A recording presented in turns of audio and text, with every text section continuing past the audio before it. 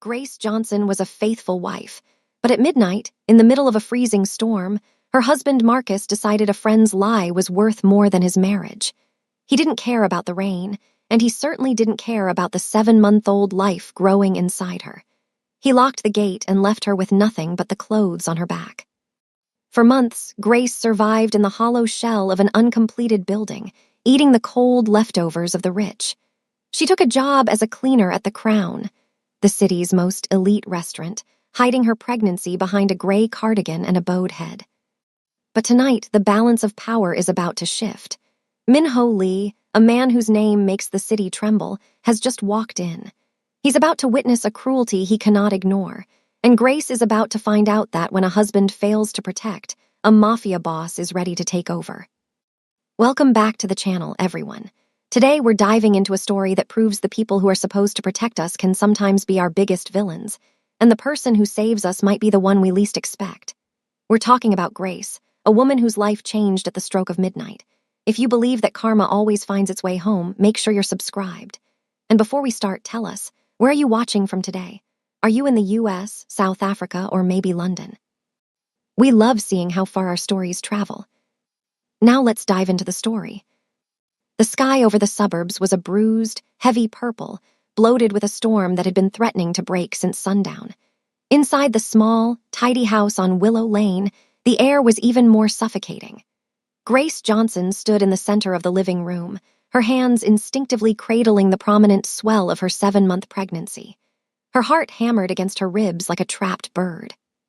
Across from her stood Marcus, the man who had promised to cherish her until his last breath, but whose eyes now held nothing but a cold, jagged edge of hatred. "Marcus, please, just listen to me for 1 second," Grace pleaded, her voice trembling.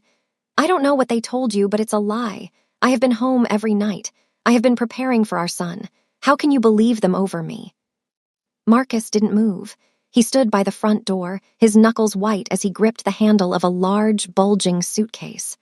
"My friends don't lie to me, Grace. They saw you. They saw the way you were looking at him at the pharmacy. They heard the rumors. And now that I'm looking at you, really looking at you, I don't even see my own reflection in that belly anymore." The words felt like a physical blow to Grace's chest. The rumors were whispers from Marcus's childhood friends, men who had always resented Grace for tamming the life of the party, men who spent their nights in bars while she spent hers decorating a nursery. They had fed Marcus a poison of suspicion, and he had swallowed every drop. "It's your son, Marcus. We saw the ultrasound together. We picked out the name Michael together." Tears finally spilled over, hot and stinging against her dark brown skin. She moved toward him, reaching out a hand, but he recoiled as if her touch were toxic. "Don't touch me," he hissed. The storm outside finally broke, a sudden, violent crack of thunder shaking the floorboards followed by the roar of torrential rain. "I'm not being a fool for 1 more minute. I worked too hard for this house to let a woman like you occupy it while carrying another man's mistake." He turned and grabbed a second bag, a smaller duffel she had packed weeks ago with baby clothes. With a sudden, violent heave, he threw open the front door. The wind whipped into the house, bringing with it a spray of icy rain that soaked the carpet instantly. "Marcus, it's midnight, it's pouring." Grace's voice rose to a scream of disbelief. "Where am I supposed to go? Look at me." "Go to him," Marcus shouted over the thunder, his face contorted in a mask of disgust. "Go to whoever gave you that child." He grabbed the large suitcase and stepped out onto the porch. With a grunt of effort, he hurled it down the stairs. It tumbled once, twice, and burst open on the wet pavement of the driveway, her maternity dresses and the gray cardigan she loved so much spilling out into the muddy puddles. He followed with the duffel bag, throwing it into the darkness of the yard. Grace rushed to the threshold, the cold wind whipping her natural hair into her face. She fell to her knees at the doorway, her black maternity dress soaking up the moisture from the floor. "Marcus, I'm begging you. Think about the baby. It's freezing out there." He looked down at her, and for a fleeting second, Grace looked for a glimmer of the man who had proposed to her on a beach 3 years ago. She looked for the man who used to rub her feet and talk to her belly at night. But that man was gone, replaced by a stranger blinded by pride and the poisonous whispers of others. "Get out, Grace," he said, his voice terrifyingly quiet now. When she didn't move, paralyzed by the sheer impossibility of the moment, he reached down and grabbed her upper arm. He pulled her up and out onto the porch. Grace stumbled, her wet feet slipping on the wood. He didn't let her fall, but he didn't hold her gently either. He marched her to the edge of the stairs and let go. "Wait," she gasped, but the door was already swinging shut. The sound of the heavy deadbolt clicking into place was louder than the thunder. Grace stood on the porch, the rain drenching her in seconds, turning her thin cardigan into a heavy, freezing weight. She hammered on the wood until her fists were bruised. She called his name until her throat was raw and her voice was a mere whisper lost in the gale. "Marcus, please, I have nowhere to go." The house remained dark. Not a single light flickered. He had truly discarded her. Grace turned toward the driveway, her vision blurred by tears and the lashing rain. She saw her belongings scattered in the dirt, the bright yellow onesies she had bought just yesterday now stained with mud, her ultrasound photos likely dissolving in the bottom of the burst suitcase. She waddled down the stairs, every movement a struggle with the weight of the baby and the slickness of the ground. She knelt in the mud, trying to shove her soaked clothes back into the bag with shaking hands. The cold was beginning to settle into her bones, a deep, aching chill that made her teeth chatter uncontrollably. She looked up at the street. It was empty. The neighbors' lights were off. She was a black woman, 7 months pregnant, standing in the mud at midnight, labeled a traitor by the only person she had ever loved. "It's okay, little one," she whispered, her hand pressing firmly against her stomach as she felt a frantic kick from within. "It's just you and me now. I won't let anything happen to you. I promise." She managed to zip the broken suitcase halfway. Dragging the heavy, waterlogged mass behind her, she began to walk. She didn't have a car. Marcus had taken the keys. She didn't have a phone. He had smashed it on the kitchen counter an hour ago. All she had was the road ahead and the flickering hope that somewhere in this heartless night, there was a place where she wouldn't be a target of lies. As she disappeared into the shadows of the storm, leaving the only home she knew behind, Grace Johnson didn't know that miles away. In a penthouse that touched the clouds, a man named Minho Lee was looking out at the same rain, unaware that the woman who would change his life was currently walking toward her darkest hour. Grace stumbled, her cardigan snagging on a low-hanging branch as she left the neighborhood. She didn't look back. She couldn't. If she looked back, she might lose the will to take the next step, and for the child heartbeat against her own, she had to keep moving, even if it was into the ruins of the city, even if it was into the unknown. The storm did not let up as Grace dragged her waterlogged suitcase through the outskirts of the city. Every step was a battle against the weight of her body and the treacherous, slick pavement.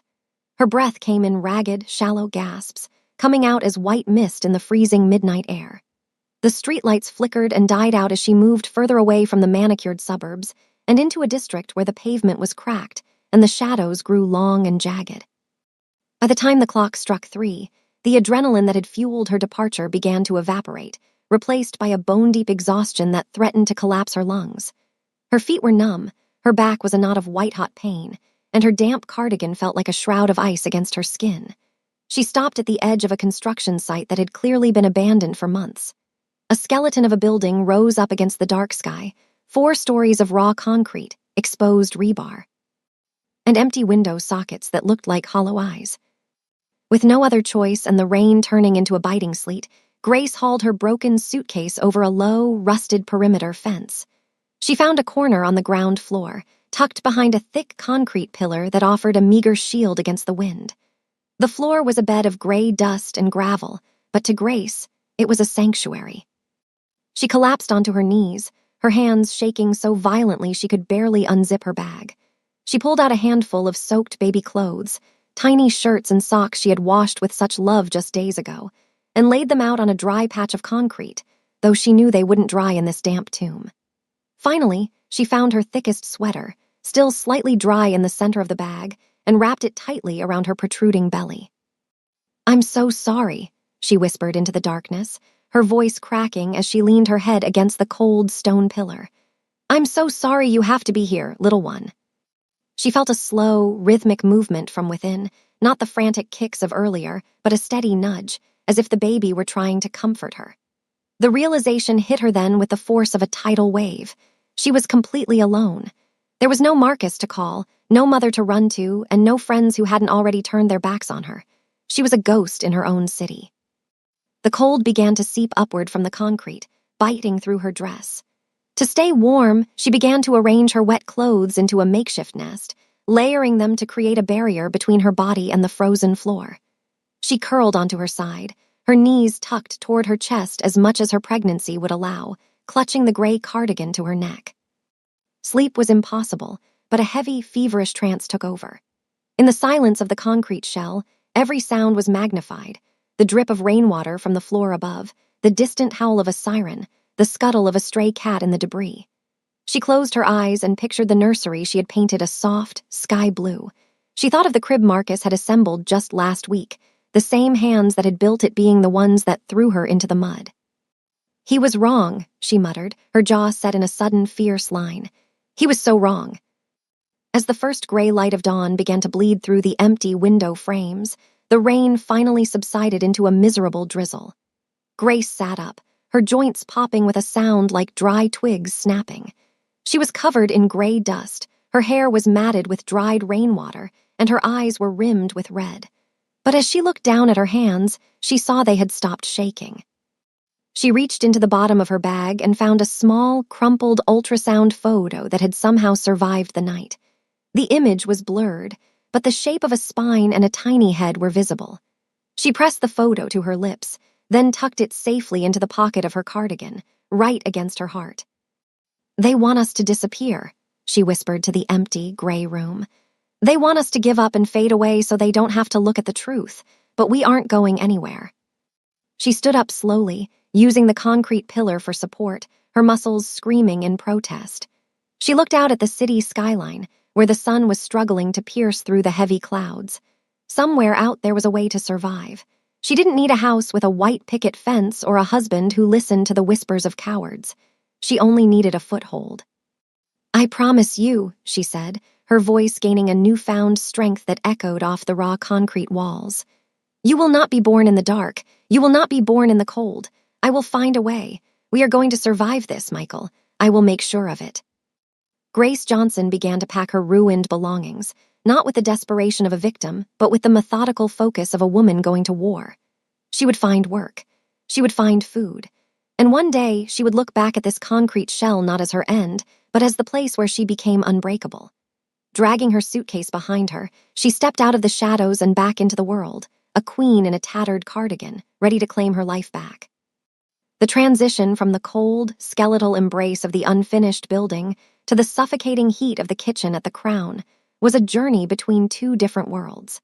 Every morning, before the sun had fully claimed the sky, Grace arrived at the service entrance of the city's most prestigious restaurant. She walked with a slow, rhythmic gait, her hand never far from the small of her back as she navigated the sharp, biting pain that came with 7.5 months of pregnancy and a floor made of concrete dust. The restaurant manager, a man whose kindness was as thin as his mustache but sufficient enough to keep him from asking questions, had hired her on the spot when she appeared at his door 3 weeks prior. He didn't ask for an ID, and she didn't ask for a fair wage. They both understood the unspoken contract of the desperate. She was the woman who cleaned the things no one else wanted to touch. She scrubbed the grout between the marble tiles until her knuckles bled, and she polished the brass railings until they reflected the indifferent faces of the city's elite. By mid-afternoon, the air in the kitchen became a thick soup of expensive spices, roasting meats, and the sharp tang of cleaning chemicals.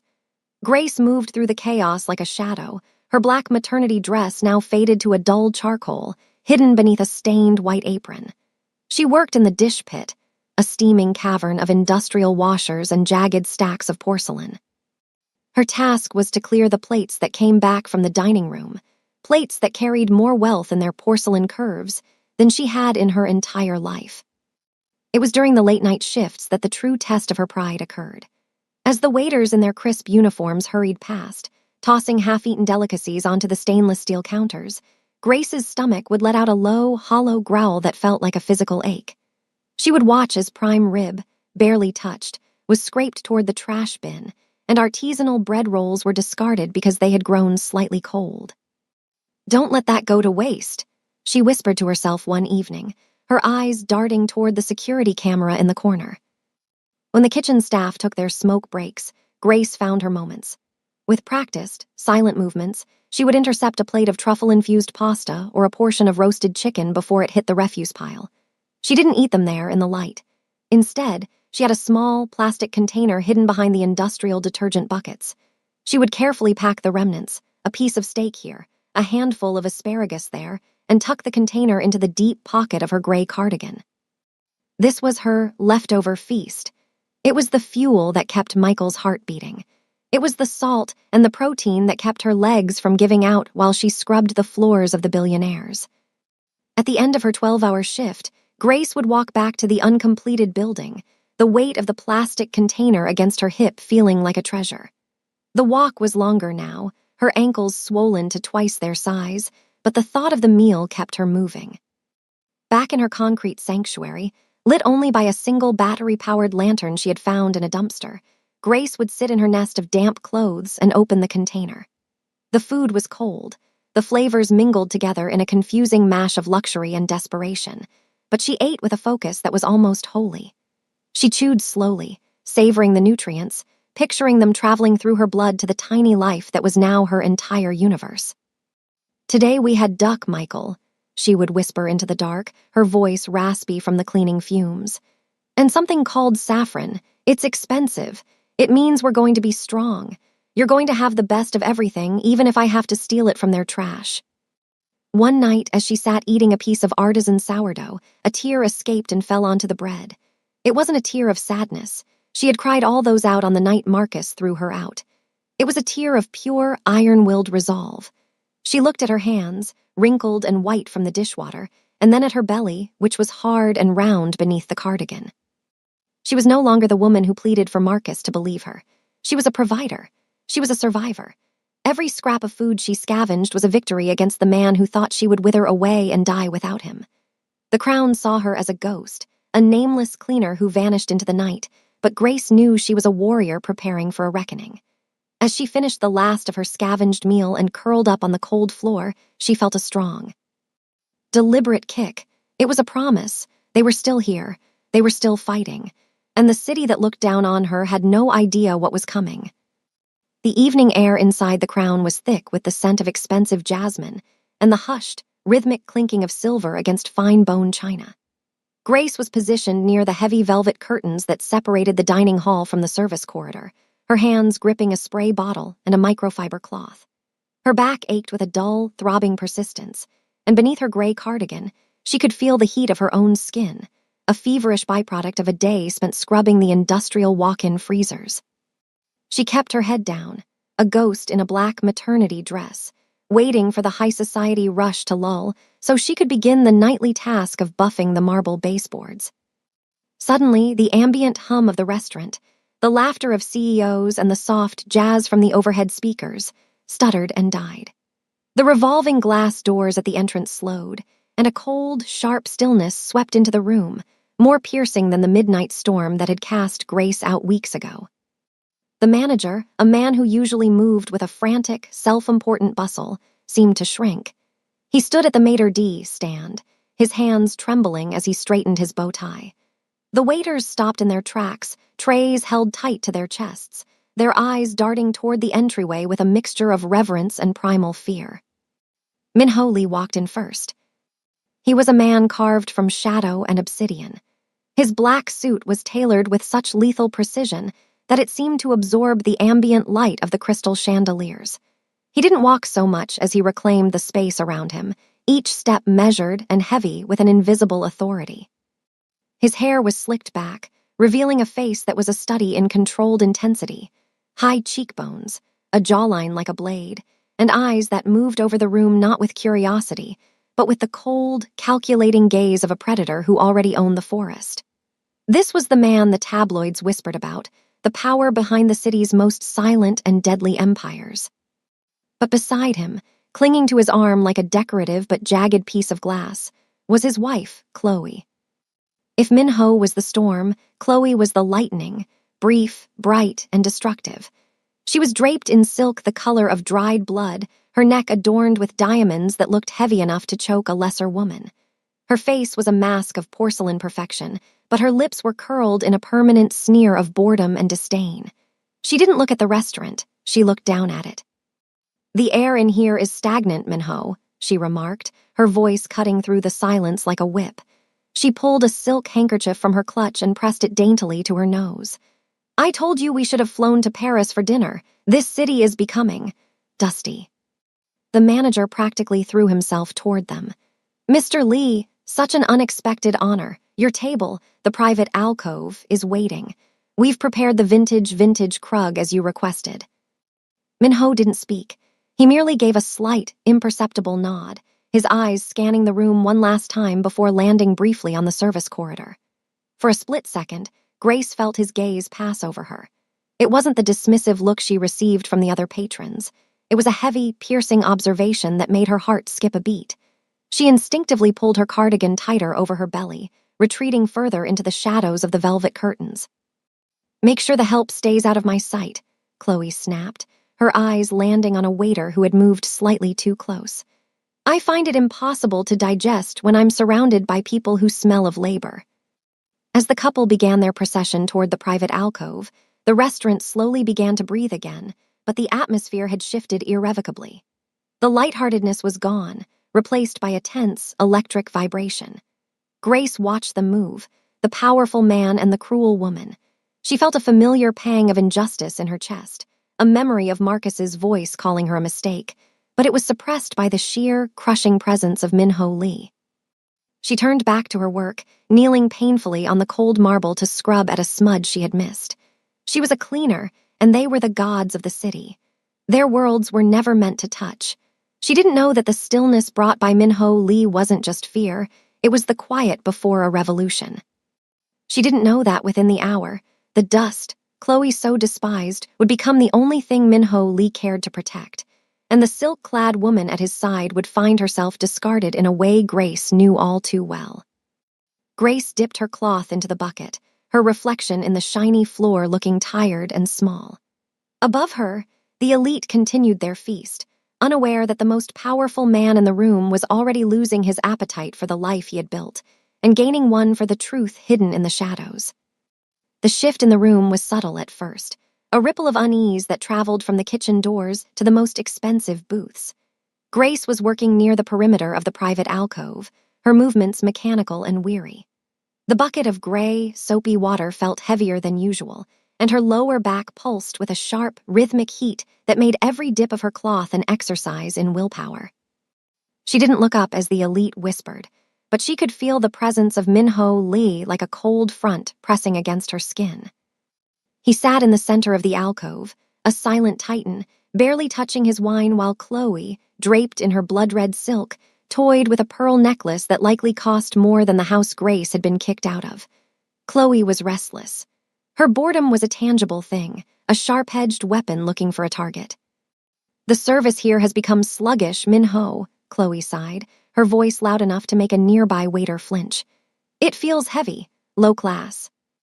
Grace kept her head down, moving her rag across the marble baseboard. She was 5 feet away, a shadow in a cardigan. She needed to finish this corner and retreat to the dish pit before her legs gave out. But as she moved to shift her bucket, her swollen ankle buckled slightly. The bucket tipped.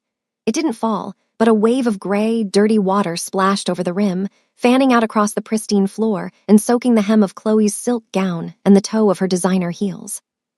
The silence that followed was absolute. It was the silence of a guillotine blade suspended in midair. Grace gasped, her hand flying to her mouth. I am so sorry, ma'am. It was an accident. I'll clean it immediately." She scrambled to her knees, her belly making the movement awkward and painful, her microfiber cloth already working frantically to soak up the water. But Chloe was already standing. Her face wasn't just angry, it was transformed by a hideous, gleaming delight. She finally had something to vent her malice upon. "You filthy, clumsy creature," Chloe hissed. Her voice carried to every corner of the silent restaurant. "Do you have any idea what this dress costs? Do you have any idea who you just touched with your filth?" Grace didn't look up, her heart hammering against her ribs. "I'm sorry, ma'am. Please, it was a slip." "A slip? You're an eyesore," Chloe spat. Before anyone could breathe, Chloe leaned down and delivered a sharp, stinging slap across Grace's face. The sound cracked through the dining room like a gunshot. Grace's head snapped to the side, her natural hair falling over her face as she slumped further toward the floor. The restaurant gasped as one, a collective intake of breath that held no pity, only shock at the breach of decorum. "Look at me when I'm speaking to you," Chloe screamed. She grabbed the bucket Grace had been using, the water dark with the soot of the restaurant floors, and with a violent heave, she threw the contents over Grace's head. The cold, dirty water drenched Grace instantly. It soaked through her gray cardigan, weighed down her black maternity dress, and ran in muddy streaks down her dark brown skin. Grace sat in the middle of the floor, shivering, her hands instinctively shielding her stomach, her eyes wide and brimming with tears that refused to fall in front of these monsters. Chloe turned to the manager, who was white-faced and trembling. "Sack her, now, and ensure she leaves with nothing. This place is a pigsty if you allow pregnant strays to roam the floors." Throughout the entire ordeal, Min-ho Lee had not moved. He sat perfectly still, his glass of wine halfway to his lips. But as Grace finally looked up, her eyes met his. In that look, Min-ho didn't see a clumsy servant.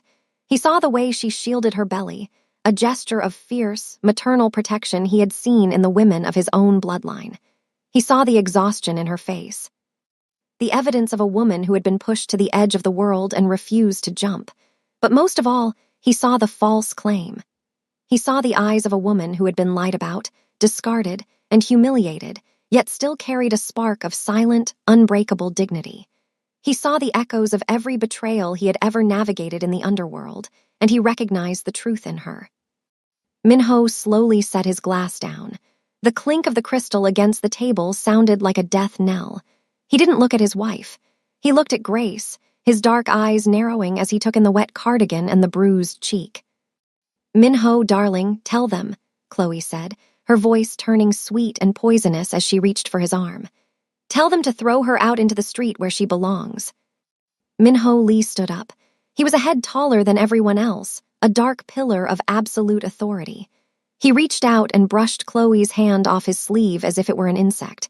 He didn't look at his wife, he looked at the manager. "Is there a private room in the back?" Min-ho asked. His voice was a low, vibrating growl that made the manager's knees buckle. "Why, yes, Mr. Lee, the office."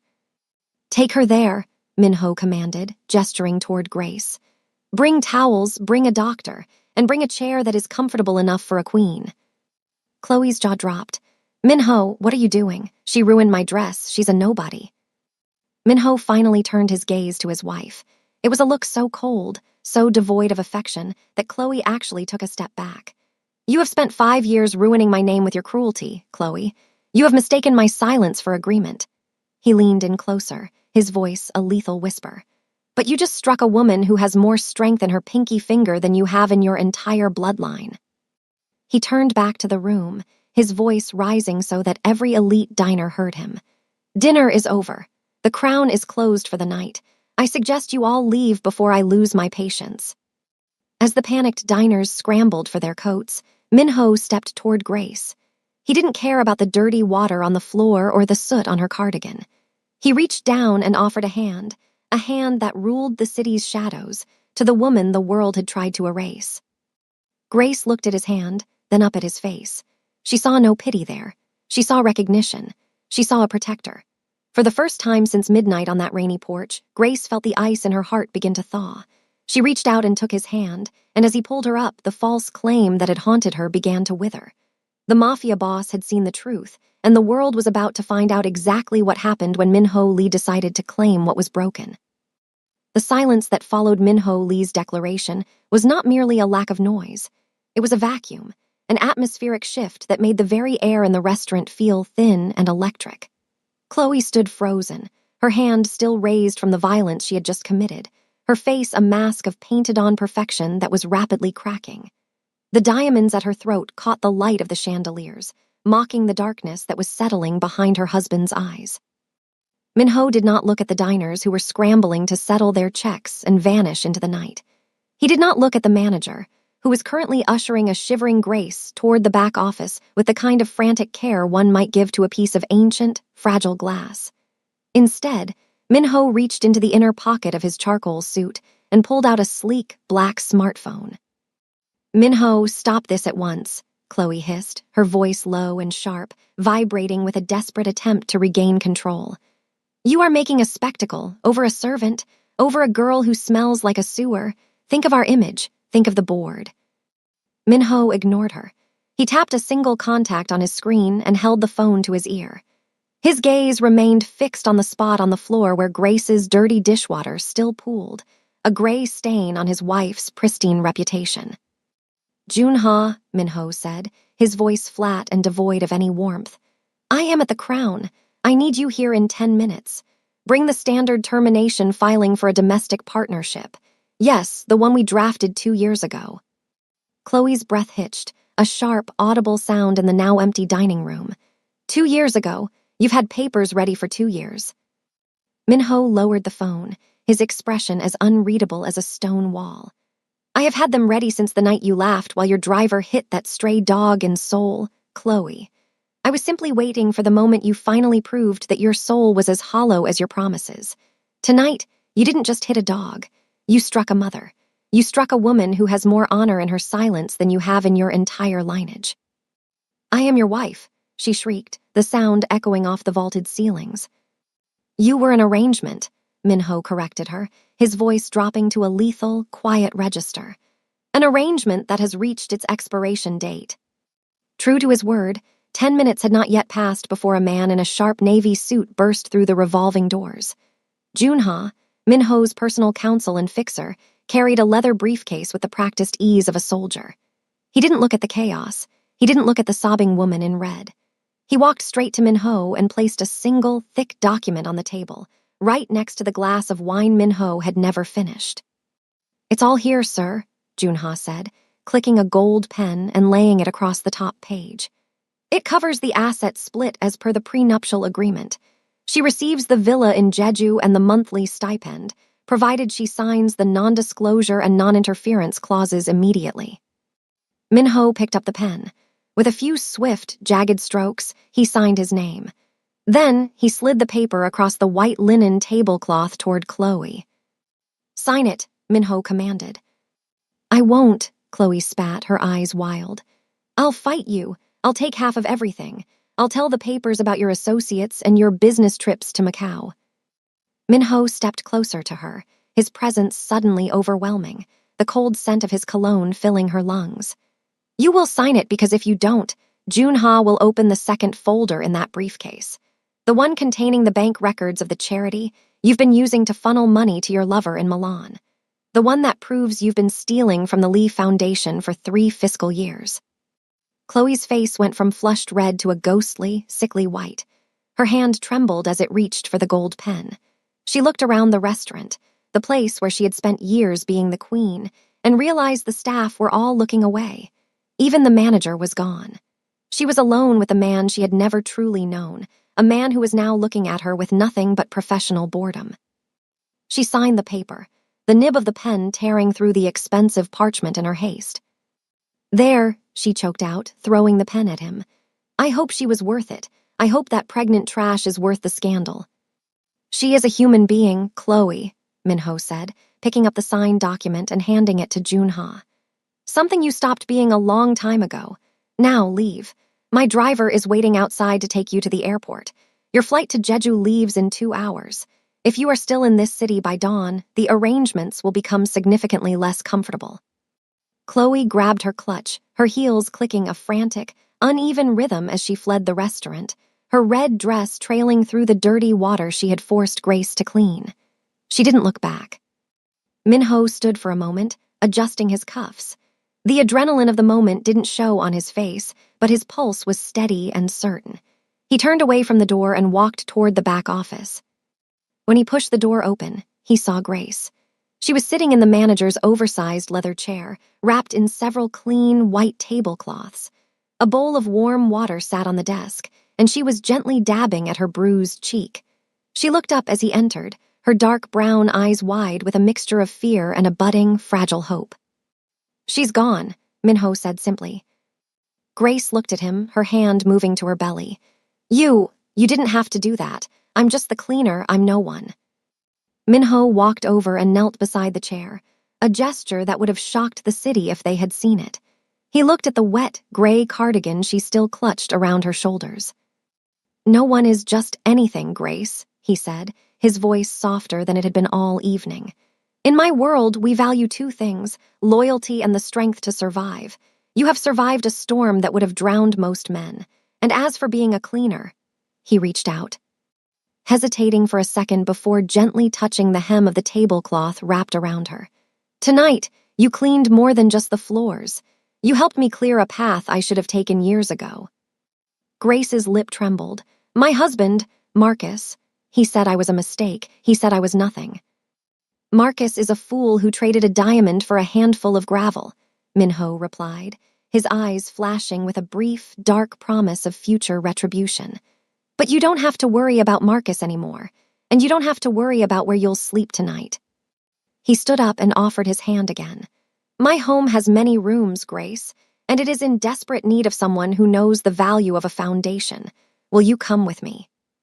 Grace looked at his hand, the hand of a man who had just destroyed his own marriage to protect a stranger. She thought of the uncompleted building, the cold concrete, and the leftovers she had eaten in the dark. Then she felt Michael move, a strong, confident kick against her ribs. She took his hand. Yes, she whispered, I'll come. As Minho led her out of the darkened restaurant and toward the waiting line of black sedans, the rain began to fall again. But this time, for Grace Johnson, the water didn't feel like a weight. It felt like a cleansing. The Mafia boss didn't just have a car waiting, he had a new life prepared. And for the first time in months, Grace didn't look at the ground. She looked at the horizon. The convoy of black sedans moved through the rain-slicked streets like a silent, predatory fleet, eventually turning off the main thoroughfare and ascending a private, winding road lined with ancient oaks. At the summit sat the Lee estate, a monolithic structure of glass, dark stone, and iron that seemed to command the very air around it. As the car came to a smooth halt beneath a grand portico, Minho did not wait for his security detail.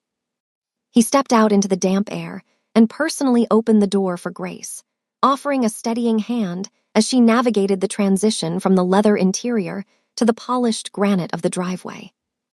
The interior of the mansion was a stark contrast to the hollow, concrete shell Grace had called home for weeks.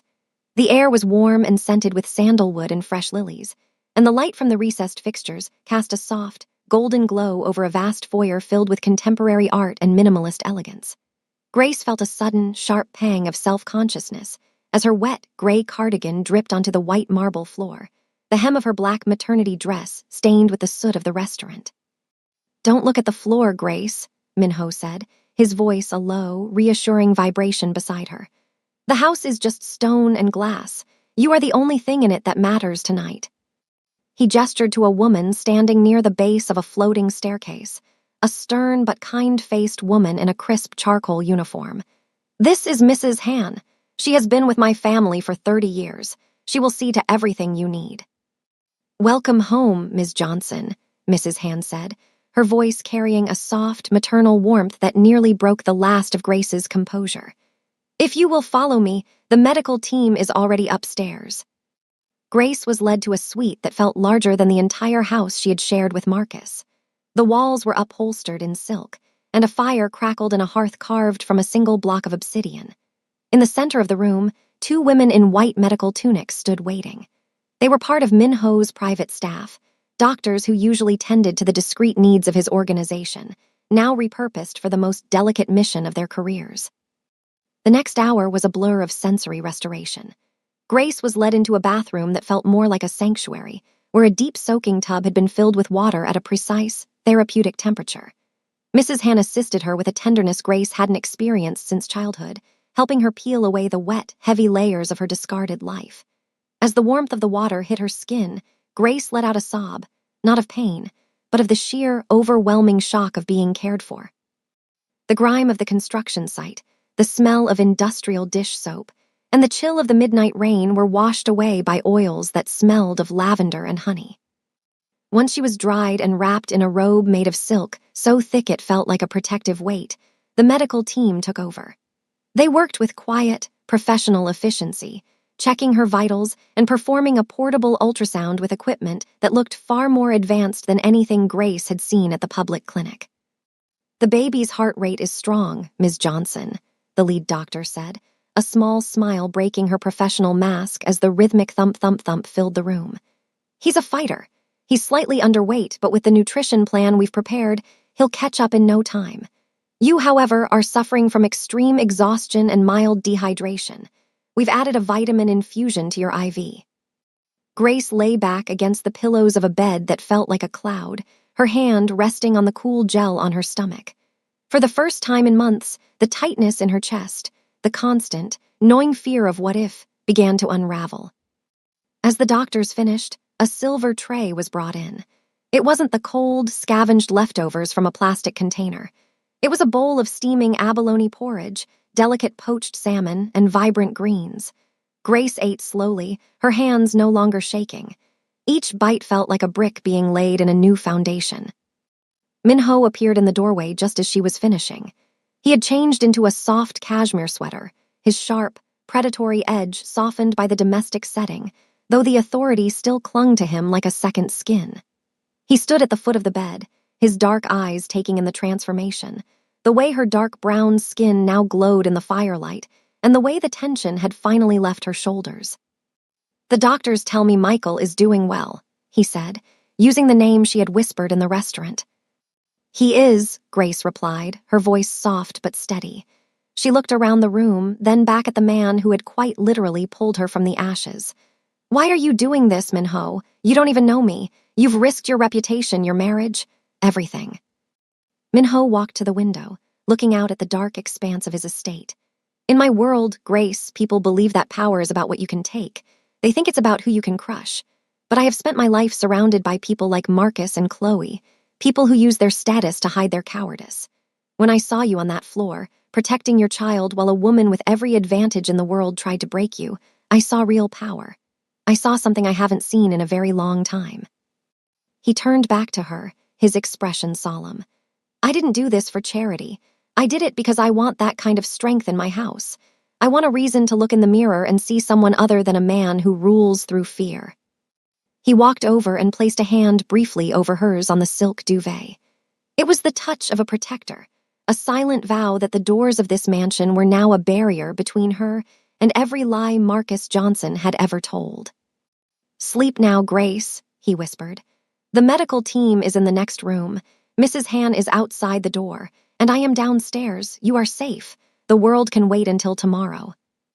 As Minho dimmed the lights and exited, Grace watched the shadows of the fire dance on the ceiling. She felt Michael kick, a strong, rhythmic thump that seemed to echo the beating heart of the house. She wasn't a ghost anymore. She wasn't a cleaner. She was a guest of the most powerful man in the city, and as she drifted into the first deep, dreamless sleep she had known in months, she knew that the false claim was finally dead. The rise of Grace Johnson had begun. The morning light filtered through the tall, arched windows of the breakfast nook, casting long, soft shadows across the table. Grace sat enveloped in a robe of cream-colored cashmere, her dark brown skin glowing with a health that had been absent for months. Before her sat a spread of fresh fruit, warm bread, and nutrient-rich juices, but her appetite was secondary to the presence of the man sitting across from her. Minho Lee was dressed in a simple black silk shirt, his sharp features relaxed as he scanned a set of documents, yet the air of coiled power never truly left him. "You look different today, Grace," Minho said, setting his papers aside. He poured a cup of tea with a steady hand, the steam rising between them like a veil. "The shadows under your eyes are finally beginning to fade." Grace looked down at her tea, her fingers tracing the delicate gold rim of the porcelain cup. "It's the first time I haven't woken up wondering if the rain would come through the roof," she whispered. She looked up, her gaze searching his. "But the silence is strange. I'm waiting for the other shoe to drop. I'm waiting for someone to tell me I don't belong here." Minho's expression didn't flicker. "In this house, my word is the only one that matters, and I say you belong. But for you to truly be at peace, I need to understand the storm that drove you here. I know what my wife did, but I want to know about the man who failed you first. I want to know about Marcus Johnson." At the mention of the name, Grace's posture stiffened. The phantom chill of that midnight porch seemed to return for a fleeting second. She took a slow, grounding breath, her hand moving to the swell of her belly where Michael was quiet, as if listening. Marcus wasn't always a monster, Grace began, her voice low and distant. When we met, he was the man who promised me the world. We were building a life, but he was weak, Minho. He surrounded himself with men who peaked in high school, friends who saw my pregnancy not as a blessing, but as a leash that took their drinking buddy away. They started whispers, small things at first, lies about where I was during the day, who I was talking to at the market. Minho leaned back, his dark eyes narrowing. He was a man who lived and breathed in the world of information. He knew how easily a well-placed lie could topple an empire. They told him I was cheating, Grace continued, her voice gaining a hard, bitter edge. They told him the baby wasn't his, and because Marcus is a man who values the respect of fools more than the love of his wife, he believed them. He didn't ask for a test. He didn't look at my face. He just waited until the middle of a storm at midnight and threw me out like I was nothing but trash he'd forgotten to set on the curb. He smashed my phone so I couldn't call for help. He took my keys. He left me in the mud. Minho remained silent, but the temperature in the room seemed to drop several degrees. His fingers tapped a slow, rhythmic beat against the mahogany table, a sign, to those who knew him, that he was calculating a debt. He called me a mistake, Grace whispered, her eyes brimming with the remnants of that old pain. He told me to go to whoever gave me the child. He chose a lie over his own flesh and blood because he was too proud to be seen as a fool by his friends. Minho stood up slowly, walking to the window that overlooked the sprawling estate. He stood with his back to her, his silhouette sharp against the morning sky. There are many types of sins in my world, Grace. I deal in violence, in secrets, and in power. But the one thing I cannot abide is a man who lacks the spine to protect what is his. A man who betrays the person carrying his legacy is not a man at all. He is a parasite. He turned back to her, his face a mask of cold, lethal clarity. He didn't just hurt you, Grace. He insulted the very idea of family. In my culture and in my business, that is a debt that must be settled with interest. I don't want more violence, Minho, Grace said, her voice trembling slightly. I just want to be safe. You are safe, Minho replied, stepping closer until he was standing directly beside her. He reached out, his hand hovering near hers before he settled it firmly on the table.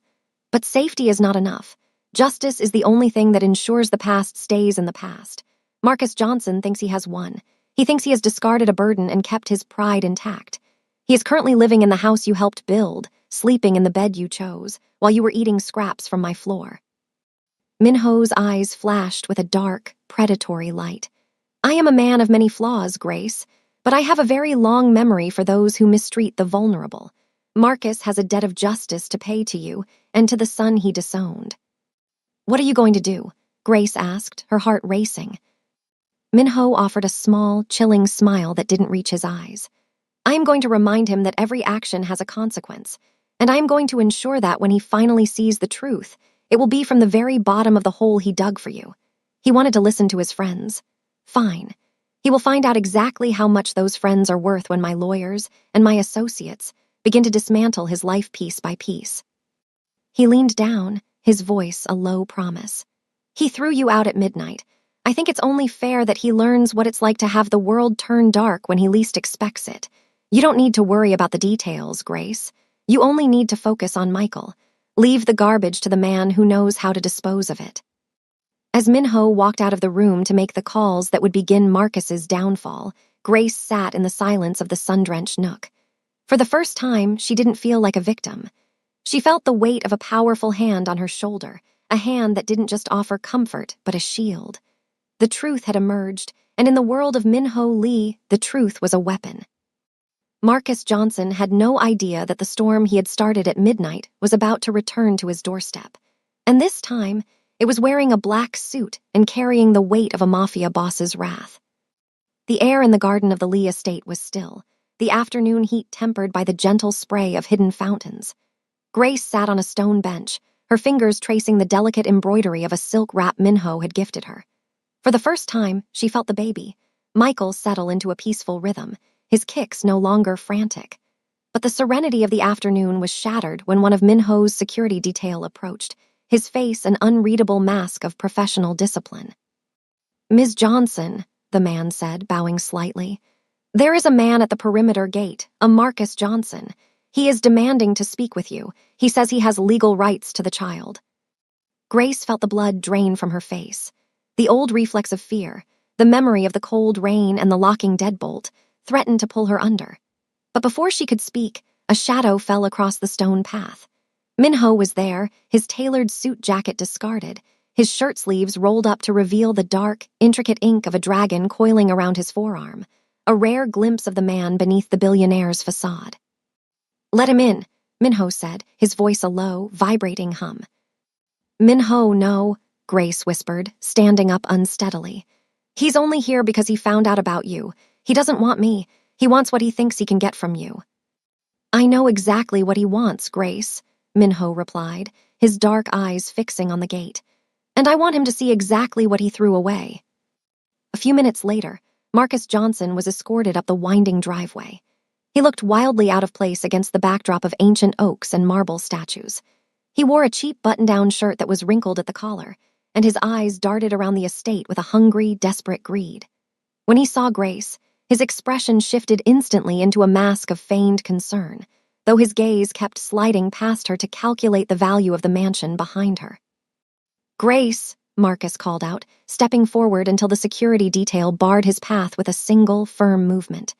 "Grace, baby, I've been looking everywhere for you. I was so worried. Those friends of mine."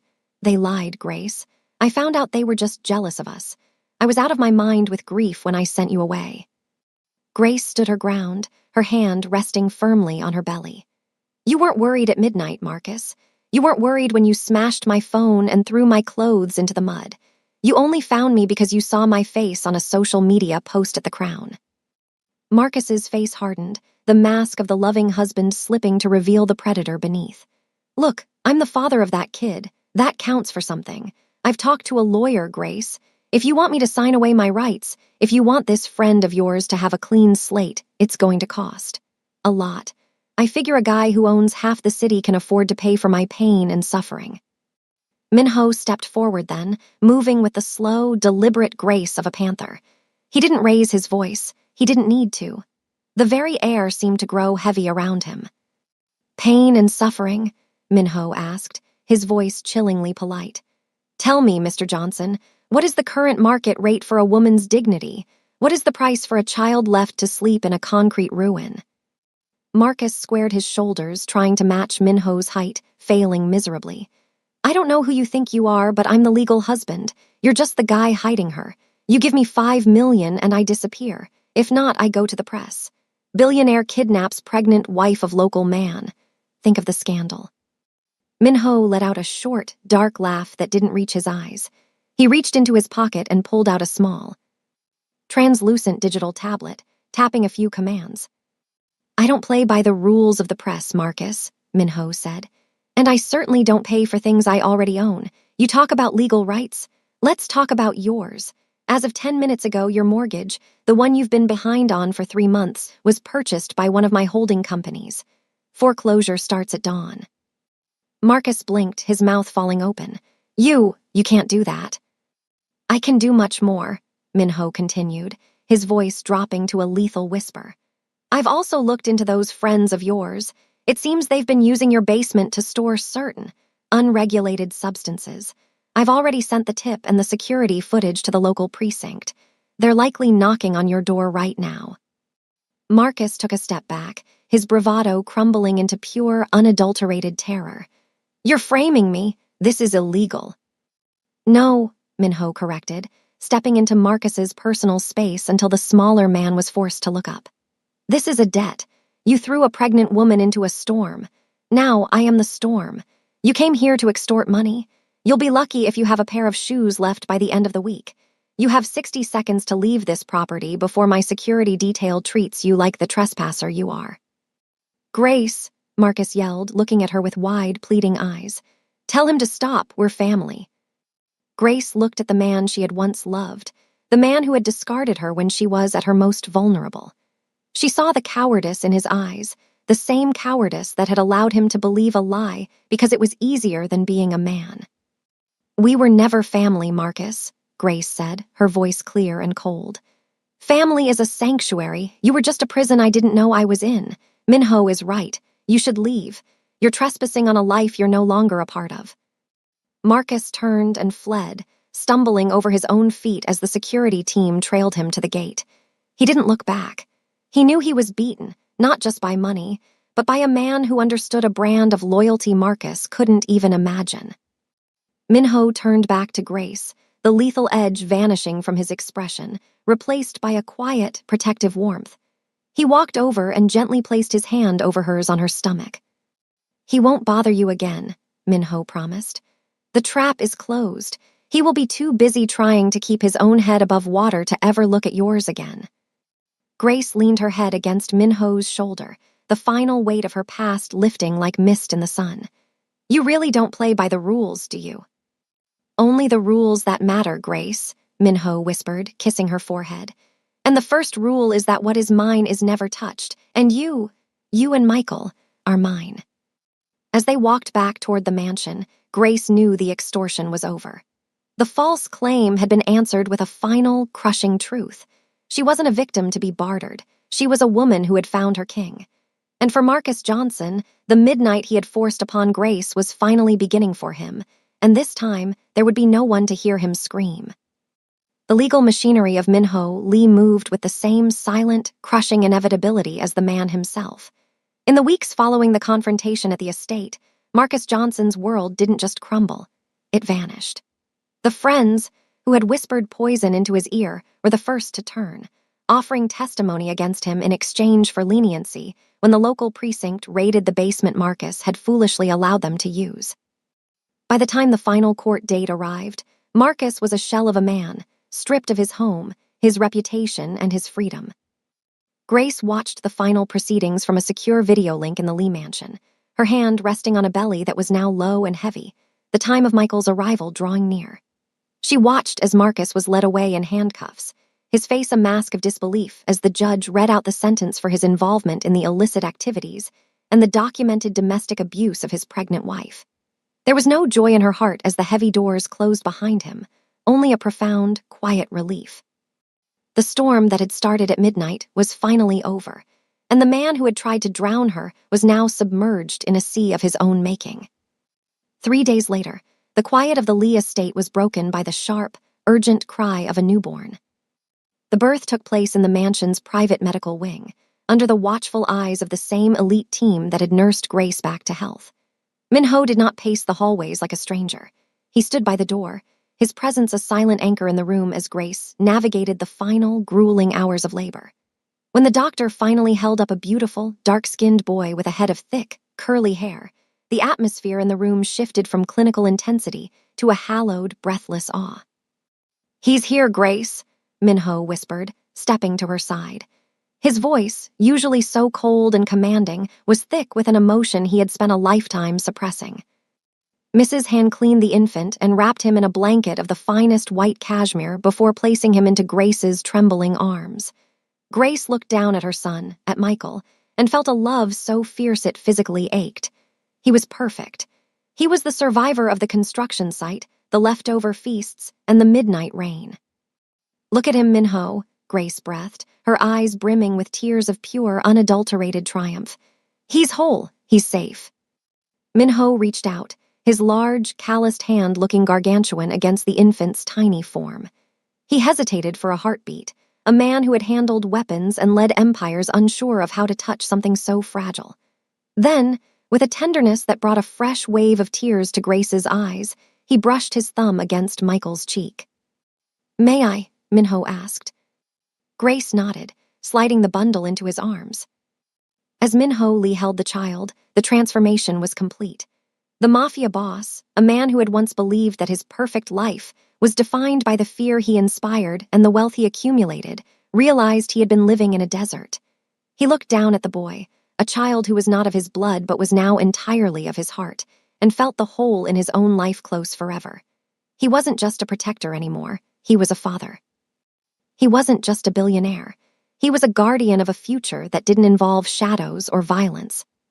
"He will never know the cold, Michael," Minho whispered to the sleeping infant, his dark eyes shining with a vow that was more binding than any contract. He will never know the hunger, and he will never, ever be told he is a mistake. Minho looked up at Grace, his expression one of absolute devotion. He leaned down and kissed her forehead, then sat on the edge of the bed, the three of them forming a silhouette against the rising sun outside the window. The city below was waking up, unaware that its most feared man had been tamed by a tiny heartbeat. Marcus Johnson was behind bars, Chloe was a distant memory in a foreign land, and the false claim had been buried under the weight of a new, undeniable truth. Grace Johnson had walked out of a storm at midnight with nothing, only to find that the very end of her world was the beginning of a kingdom. In the quiet of the morning, surrounded by the warmth of a home built on protection and the soft sounds of a breathing child, the Mafia boss and the woman from the shadows finally found their peace. The life that Minho Lee had once thought was perfect had been a lie. The one he held in his arms now was the only one worth living. Grace went from a concrete floor to a Mafia mansion because she never stopped fighting for her child. If you believe every mother deserves a protector like Minho, hit that like button and subscribe to join our family. If you were Minho, would you have divorced your wife on the spot like that? Tell us your thoughts below. And if you're watching from New York, South Africa, or anywhere else, shout out your city in the comments. Remember, the darkest midnight always leads to the brightest dawn. Sleep well and stay strong.